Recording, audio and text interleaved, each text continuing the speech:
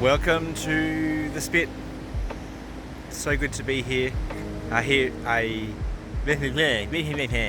what happens when you don't have coffee before you do photos.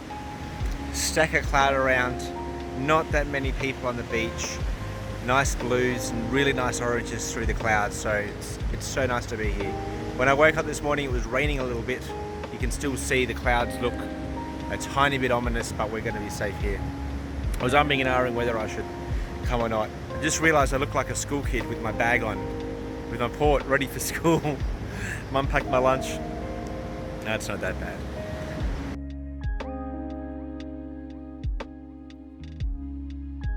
There's always a tension when you come and there's other photographers as well. Like there's a guy doing some modelling shots down there with a Godox and a bikini model or something like that. And you never want to get in their composition, but sometimes you just wish they'd bugger off.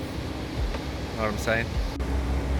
Today I'd like to do something a bit different, and I'd like to talk about some of the tensions I have or I've found as a photographer.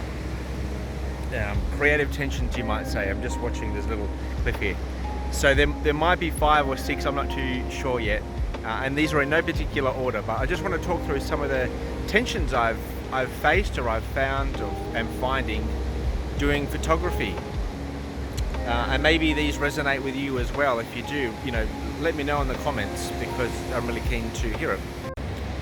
Probably the first tension that I find is the tension between comparing myself or contrasting my work or using someone's work as inspiration versus jealousy, the old green-eyed monster.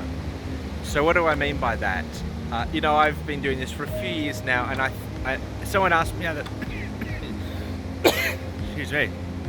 Someone asked me the other day, am I a photographer? And I think I know enough now to be dangerous. I know, I'm starting to know now what I don't know. So in terms of being, I'm comparing, there is a stack of photographers, there's like landscape photographers that are just photographers that I love, like Thomas Heaton and Adam Hardcastle as well. And then a lot of local guys as well. I love their work, and I get really, I think there's a healthy comparison. Like I see what they do, especially some of the more experienced guys, and I watch some of the tutorials they do, and I learn a lot from them. So it's not a comparison, it's more a learning.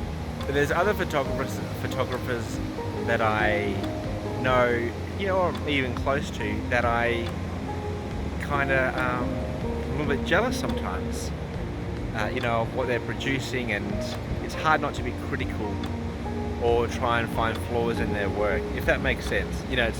It's jealousy 101, really. So I don't know if that's a tension yet you guys face. It's not I really respect this person for their work, or I'm learning a lot from this person's work, versus they're doing better stuff than me and I want to shift them prison style. I don't know if that's a tension you guys face or it's just me. So that's number one. The light here is really closing out. I thought it was going to be really golden, but these clouds have just gotten ominous. It's not a bad thing, it can still make for a really nice photo.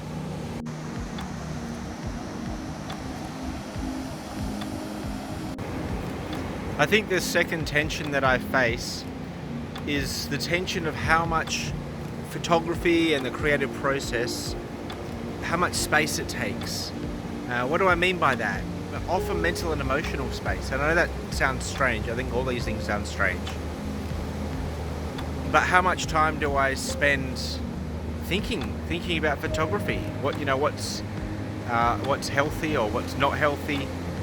I might be thinking about a video that I want to make, or a story that I want to tell, or a photo that I want to take. And there's a real tension between how much time I put into that. Like there's always a risk that I put it in front of my family or my faith or my work or normal everyday things. I don't know if that's a tension that other creatives face, where you sometimes just sometimes just get so focused on or fixated, maybe that's like an autistic thing, I don't know, on either improving or getting better or just telling a story or making a shot.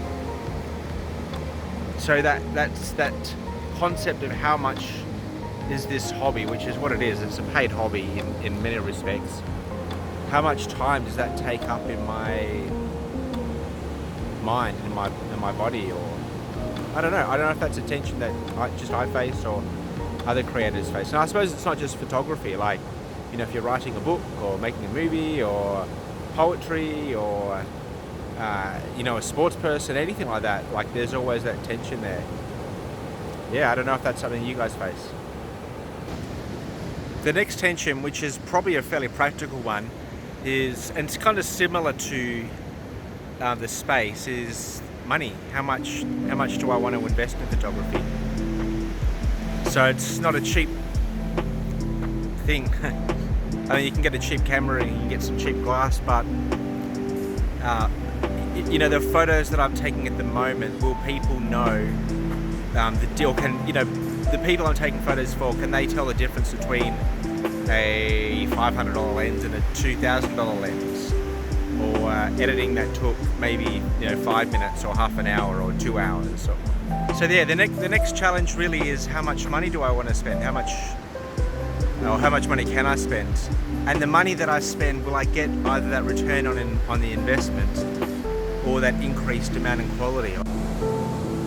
Probably the next tension that I find is, how much do you specialize as a photographer, and how much, like, how broad do you go? So, you know, like, do you want to be a jack of all trades and a master of none, or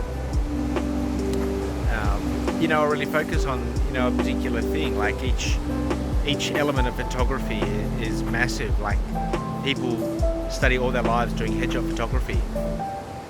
You know, they do a great job, and some people do landscape photography, or even just waterfalls or sunrises or time lapses. So I find there's a tension there between,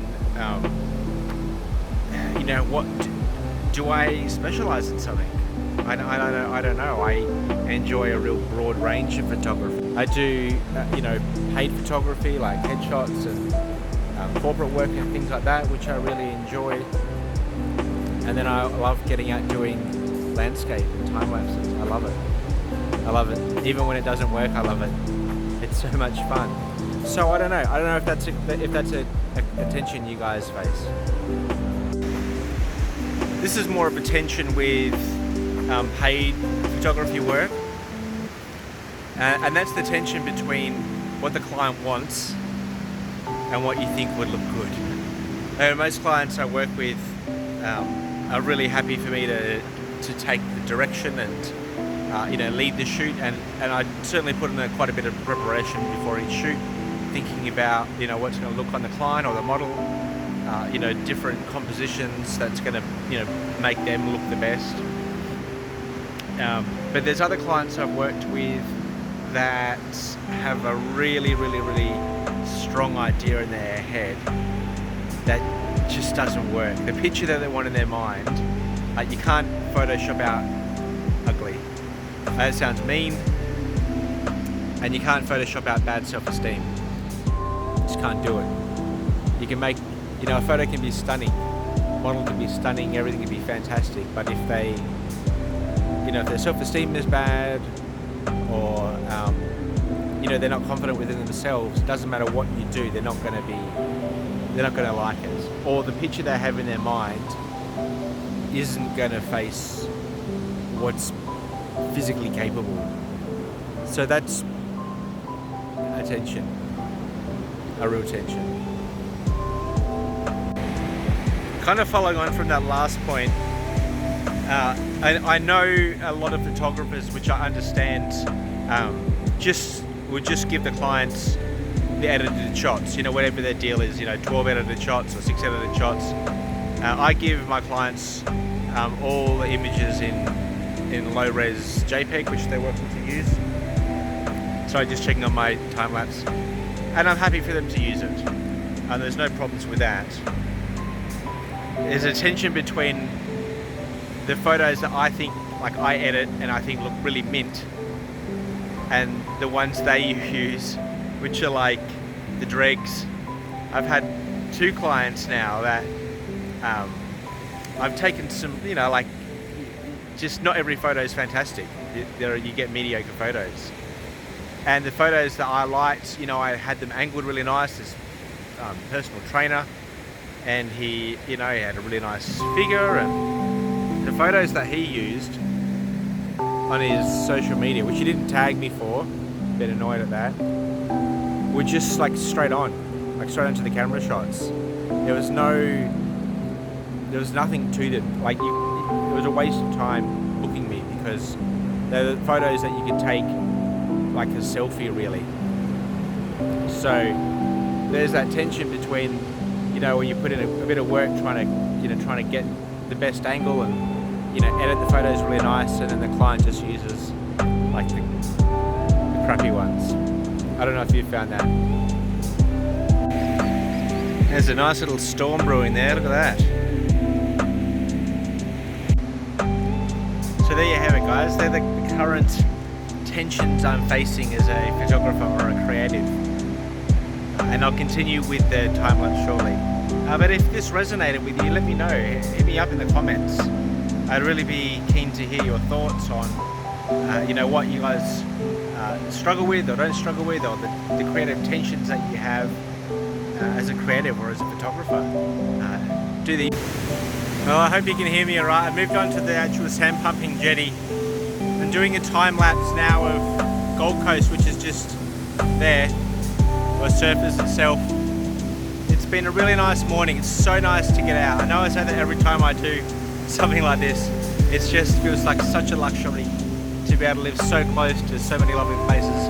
The light's grey, but the clouds are moody. So I think doing a time lapse with the moody clouds, with the motion of the waves, I think it looks good.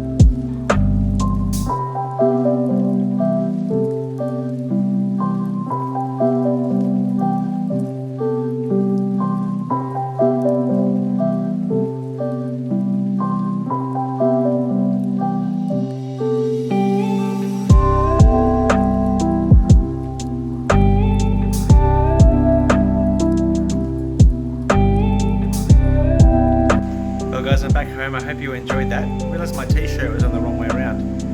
So love God, love others, and take time to listen. Peace out.